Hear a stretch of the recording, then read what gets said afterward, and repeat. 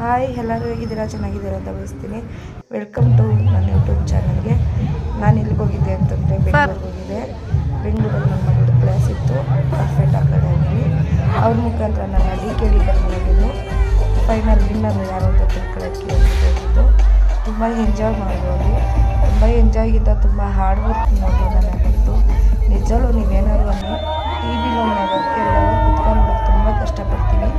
ಆದರೂ ಅವ್ರಿಗೆ ಎಷ್ಟು ಹಾರ್ಡ್ ವರ್ಕ್ ನಡೆಯುತ್ತೆ ಗೊತ್ತಾ? 2 ಅವರ್ಗೆ ಇಡೀ ದಿನವೆಲ್ಲ ಕೆಲಸ ಮಾಡ್ತಿದ್ರು. ತುಂಬ ಅದಂತೂ ನಿಜ.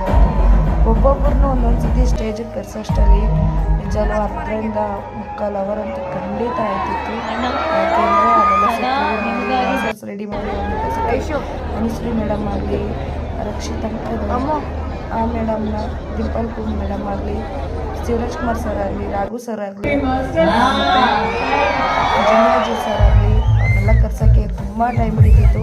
ನಾವು ಹೋಗಿದ್ದು 5 ಗಂಟೆಗೆ, ಆದರೆ ಸ್ಟಾರ್ಟ್ ಆಗಿದ್ದು ಪ್ರೋಗ್ರಾಮ್ 9 ಗಂಟೆಗೆ.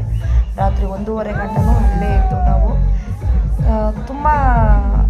ತುಂಬ ಇಷ್ಟ ಆಯಿತು. ಫಸ್ಟ್ ಟೈಮ್ ನಾನು ಆ ಥರ ಹತ್ರದಿಂದ ಎಲ್ಲರೂ ನೋಡಿದ್ದು, ಹಾಗಾಗಿ ತುಂಬ ಇಷ್ಟ ಆಯಿತು.